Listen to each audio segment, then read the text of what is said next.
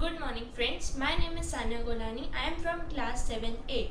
Now as you all know what trigonometry is, I am going to tell you about different trigonometric ratios and their various formulas. Let's see the formula of the three important functions. Consider the following triangle.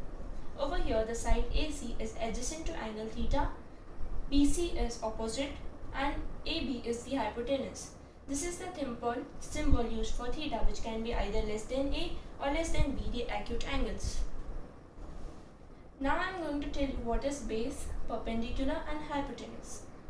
Hypotenuse is the line segment opposite to the 90-degree angle or the right angle. Perpendicular is a line segment opposite to the angle theta, and base is a line segment which contains both theta and 90 degree. And this is the symbol used for theta.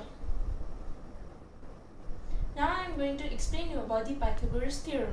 Pythagoras theorem says that base square plus perpendicular square is equals to the hypotenuse square.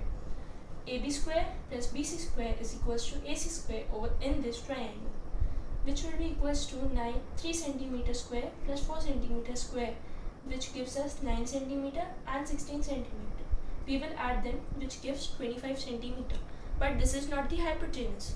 We are going to find the square root of this, which gives us 5 cm as the hypotenuse.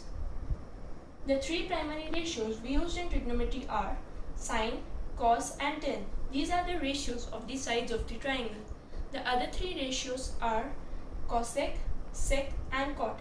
Now the formulas for these ratios are sine theta is equals to perpendicular upon hypotenuse, cos theta is equals to base upon hypotenuse, tan theta is perpendicular upon base, cot theta is base upon perpendicular, sec theta is hypotenuse upon base, and cosec theta is hypotenuse upon perpendicular. Another way to memorize it is Pandit Badri Prasad Har Har Boli, which is PBP and upon HHB. Now I am going to tell you the different values for tan theta, sin theta, cos theta and further. Tan theta is equals to sin theta upon cos theta, which are the further two corners after that. Sin theta is cos theta upon cot theta and so on. Now I have proved over here that sin theta is equals to cos theta upon cot theta. Over here we are going to do the same thing but in the anti-clockwise direction. So tan theta is equals to sec theta upon cosec theta, sin theta is equals to tan theta upon sec theta and so on. I have proved over here that sin theta is equals to tan theta upon sec theta. The product of diagonals is always 1. So we are going to see the diagonals, three diagonals in the hexagon. So it gives us sin theta multiplied by cos theta is 1, tan theta multiplied by cot theta is 1, and sec theta multiplied by cos theta is 1. I have proved over here that tan theta multiplied by cot theta is equals to 1.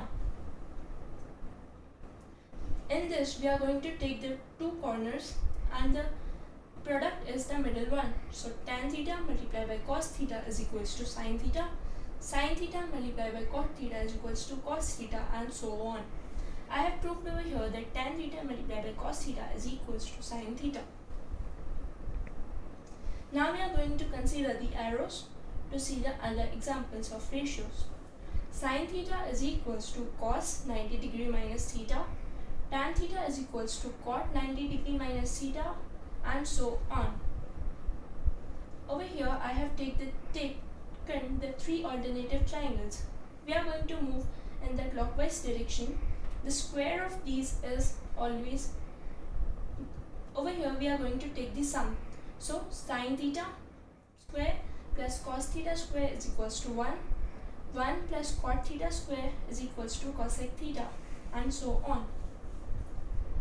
Over here I have drawn the arrows in the anti-clockwise direction, so we are going to subtract. So it gives us cosec theta square minus cot theta square is equals to 1, 1 minus cos square theta is equals to sin square theta. These are the trigonometric identities which say sin theta square plus cos square theta is 1, and we are going to see the another way to represent this. 1 minus cos square theta is equals to sin square theta, 1 minus sin square theta is equals to cos square theta and so on. These are the different thetas for 0 degree, 30 degree, 45 degree, 60 degree and 90 degree. You will have to learn this table to solve the sums of trigonometry. So this was all about the trigonometric ratios and their various formulas. Thank you.